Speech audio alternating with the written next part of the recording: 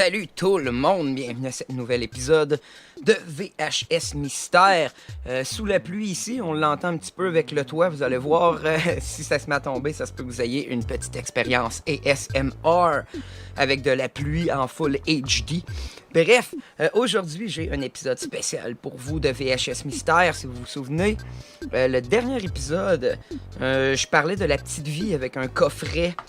Il y avait une annonce d'un coffret que j'avais trouvé sur une cassette et je vous avais dit que même si j'avais pas les épisodes sur des cassettes, je pourrais peut-être faire un spécial Petite Vie dans lequel on verrait les bouts les plus controversés. Parce que pour ceux qui l'ont jamais écouté, La Petite Vie, c'était quelque chose de très populaire, mais avec les standards qu'on est rendus aujourd'hui sur qu'est-ce qu'on peut dire, qu'est-ce qu'on peut pas dire avec être socialement correct ou plutôt politiquement correct et socialement acceptable, il y a plein de choses qu'on peut pas dire, plutôt il y a plein de choses qu'on peut plus dire aujourd'hui.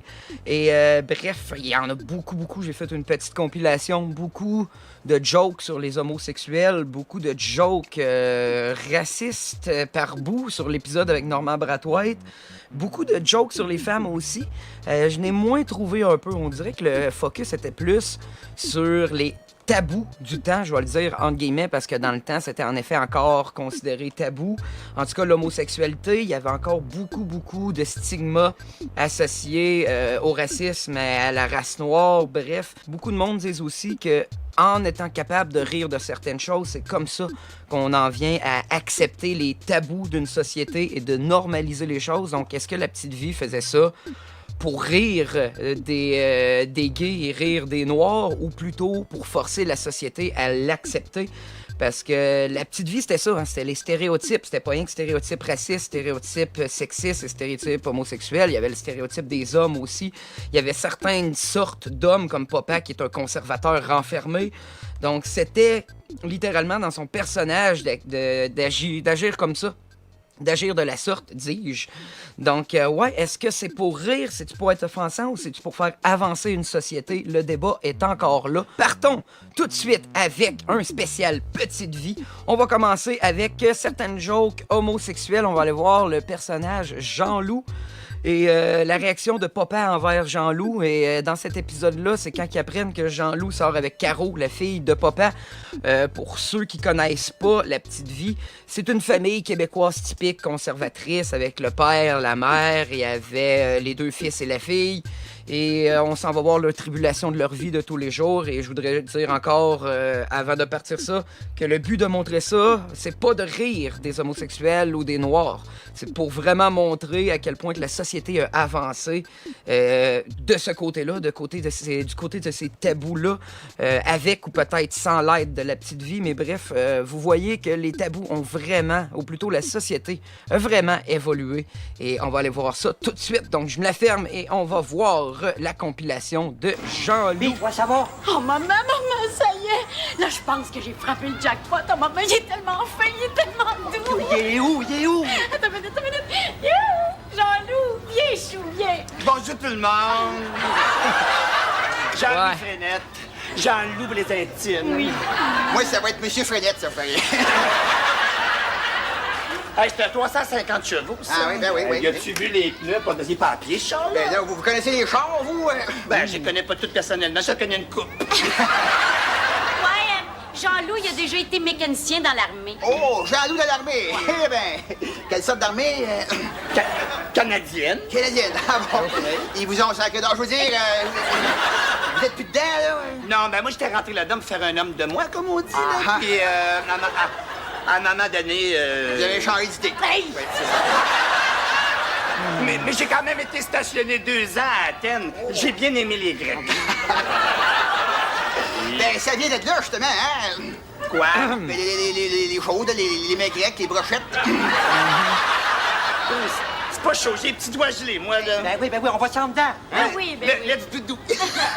Non. Qu'est-ce que j'ai dit, Jean-Loup? Comme ça, hein? Chatouille-moi. Il s'est jeté. Ouais.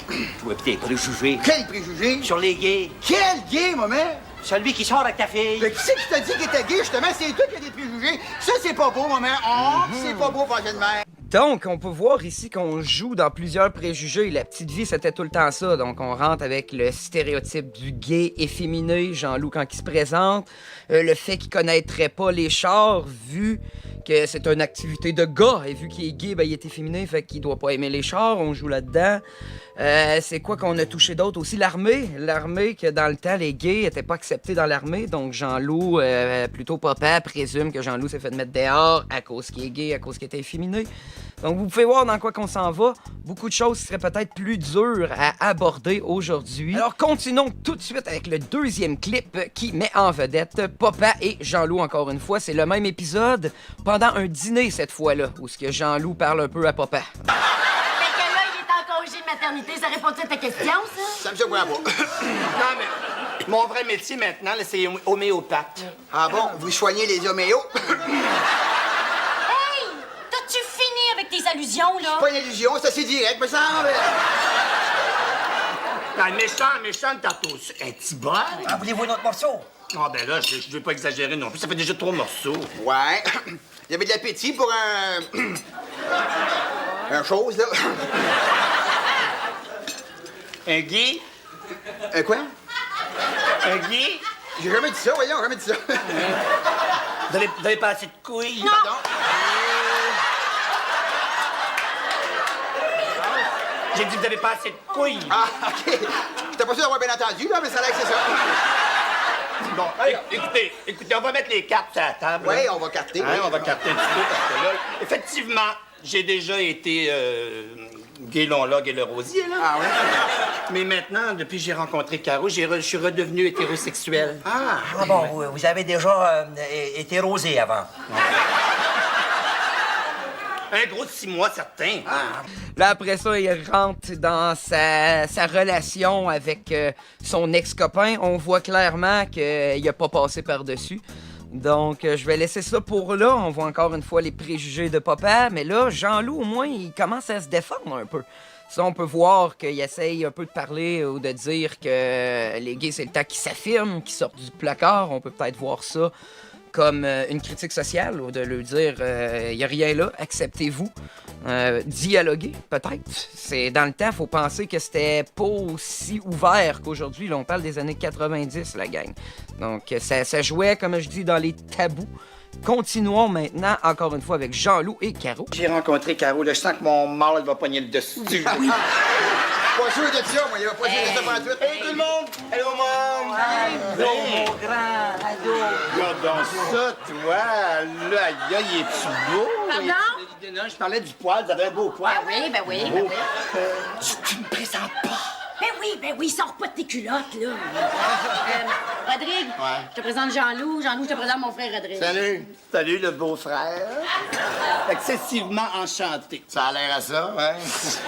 Tiens, regarde, ça, c'est ma carte d'homéopathe. Hein. Ça te donne le droit à un examen gratuit. Tu vas voir, c'est bien le fun comme examen. Bon, ben on va y aller, nous autres, là, ouais. Là, t'es en train d'avoir une petite rechute, là, hein? Ouais, donc ici, on a un autre stéréotype voulant que les gays, aussitôt qu'ils vont voir un autre homme, vont se sacrer dessus.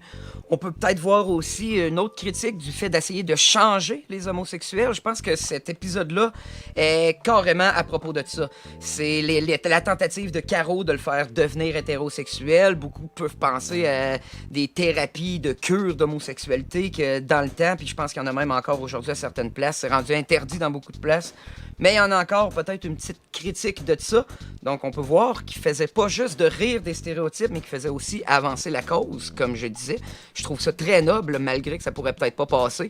Et la fin de cet épisode-là, c'est un des meilleurs gags que j'ai entendus dans La Petite Vie. C'est quelque chose qu'on peut absolument ne plus dire aujourd'hui.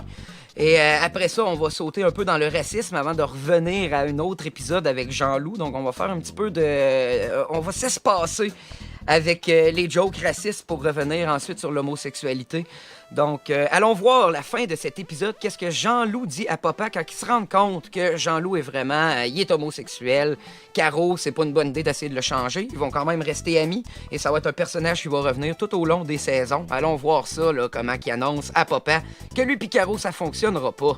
Pas trop déçu, j'espère. Non, juste assez. Parfait. J'aurais tellement aimé ça, vous donner un petit fif.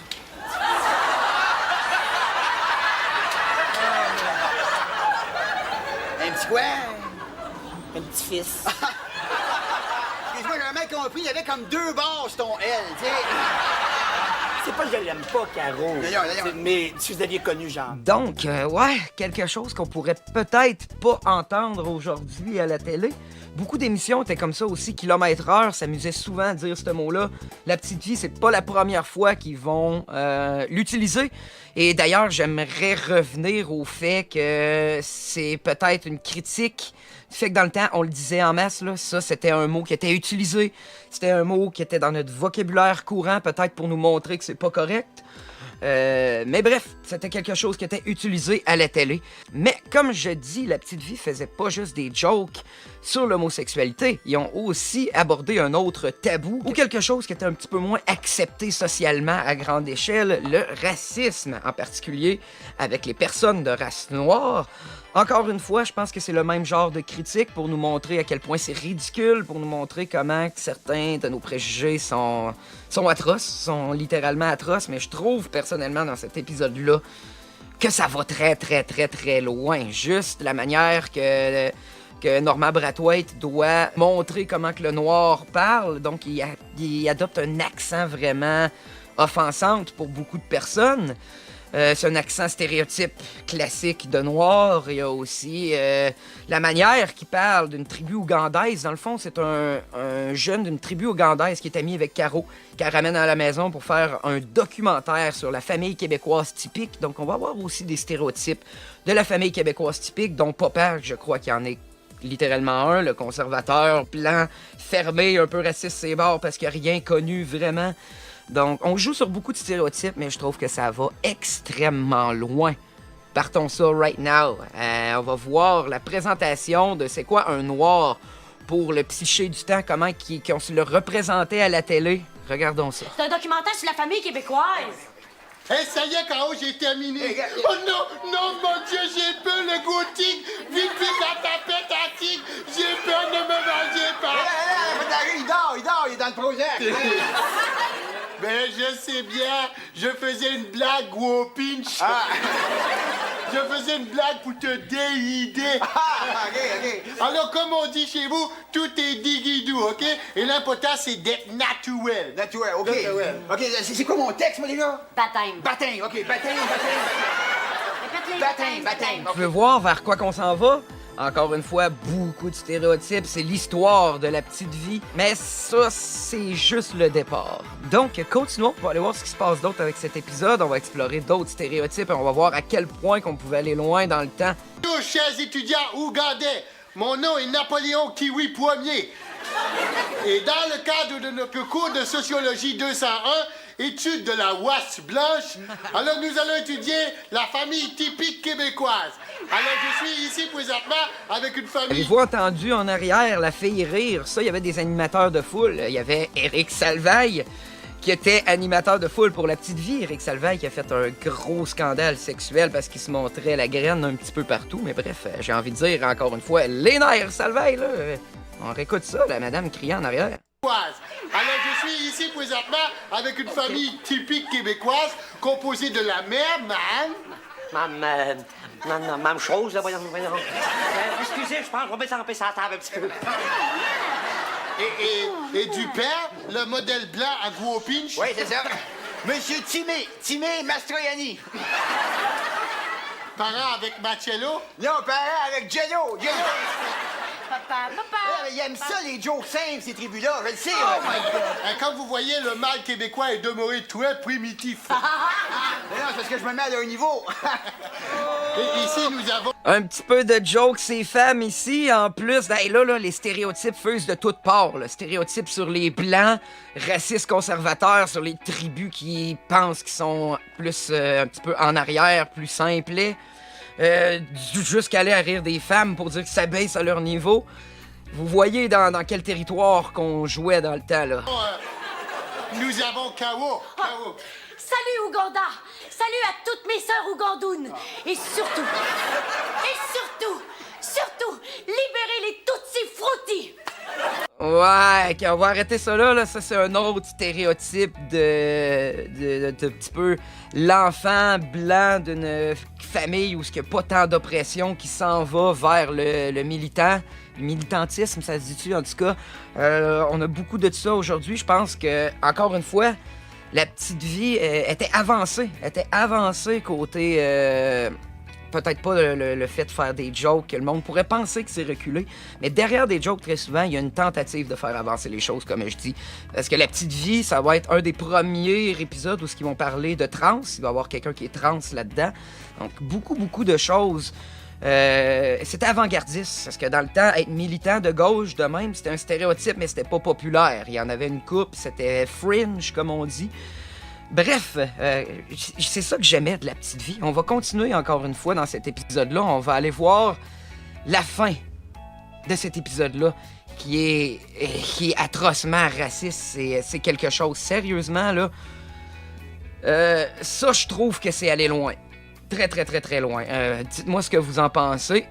Allons voir ça. Donc, pour vous mettre dans le contexte, il se rend compte que plutôt il pense que lui qui fait l'acteur de Napoléon Kiwi Ier, c'est Norman Brathwaite. Donc, il pense que Norman Brathwaite interprète un acteur. Donc, ce serait un acteur blanc en blackface. Déjà là, c'est quelque chose qui est touché pas mal.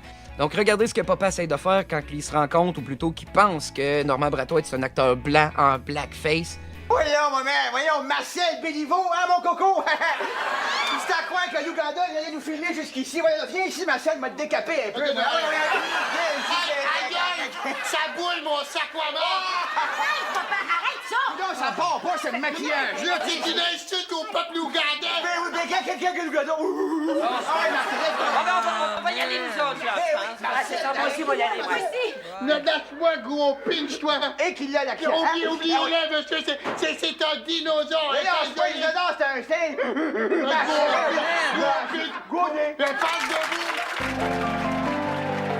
On peut comprendre le message en arrière, l'interprétation un peu comique, caricaturale, à la limite de papa, qui est conservateur, raciste, un peu, ou plutôt ignorant. Mais je trouve que celui-là, ils ont été loin en barnac, vraiment beaucoup. Et on va terminer, on va aller revoir Jean-Loup encore une fois. Là. Jean-Loup qui veut se marier, un autre épisode sur les gays. Le beau l'abbé Gérard. Oui, le beau l'abbé Gérard. Monsieur refuse de me marier. Mais oui, mais ils n'ont pas le droit de se marier, les prêtres. Non, pas se marier avec moi, là. Franchement, pas se marier avec moi, c'est nous marier Bobby puis moi. Ah, donc là, on a un autre critique qui parle là du clergé et de l'Église qui refusait de marier les homosexuels. Beaucoup encore à certaines places refusent. J'ai entendu parler aux États-Unis de plein de choses, mais bref. On avait un autre critique, donc beaucoup d'aspects. C'est ça que j'aime dans La Petite Vie. C'était pas juste gratuit. Il y avait un message en arrière. Donc, regardez l'attirail qu'il s'est procuré, Jean-Loup, pour se marier. Un autre petit stéréotype de l'habillement un peu plus flamboyant de certains homosexuels. Tu sais, parce que mon chum est gay, on n'a pas le droit de se marier à l'église, ça a l'air. Ah, ton chum aussi est gay. Non, mais il espère virer à l'usure, tu sais. Le pire, c'est que je m'étais mis sur mon 36 pour l'impressionner, puis je te dis que...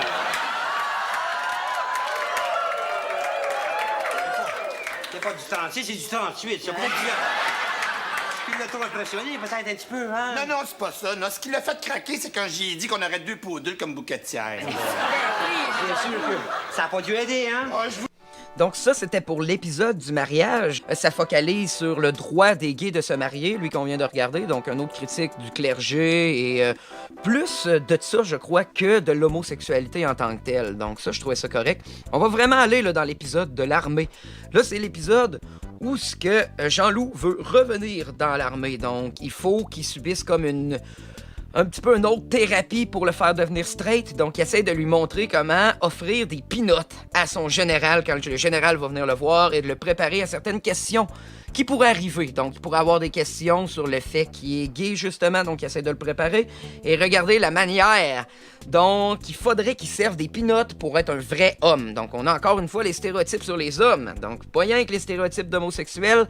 On va encore s'attaquer à l'homme et à sa masculinité. Mais c'est tellement drôle. Allons voir ça. Pinotte, mon colonel? Non, coupez ça, pas d'allure. Mais qu'est-ce qu'il y a? Il y a pas assez de pinottes dans le plat? Non, les pinottes, ça va, non. Non, c'est toi, t'es un petit peu trop, comment dire... Sensuel? Non, non, pas vraiment, non. Fif? Ben là... Hey, veux-tu, toi? Non, mais non, pas fif. Efféminé. Non, mais j'aime mieux ça. Non, mais c'est lui qui me déconcentre avec ses allusions aussi. Ben oui, qu'est-ce que tu niaises dans le salon, toi? J'écoute la TV, là. Ben, fermez. Justement, c'est pour pas vous déranger. Va d'un côté de plancher dans la cuisine, là. Bon, ben, OK, on recommence. Regarde-moi bien, c'est pas compliqué, hein?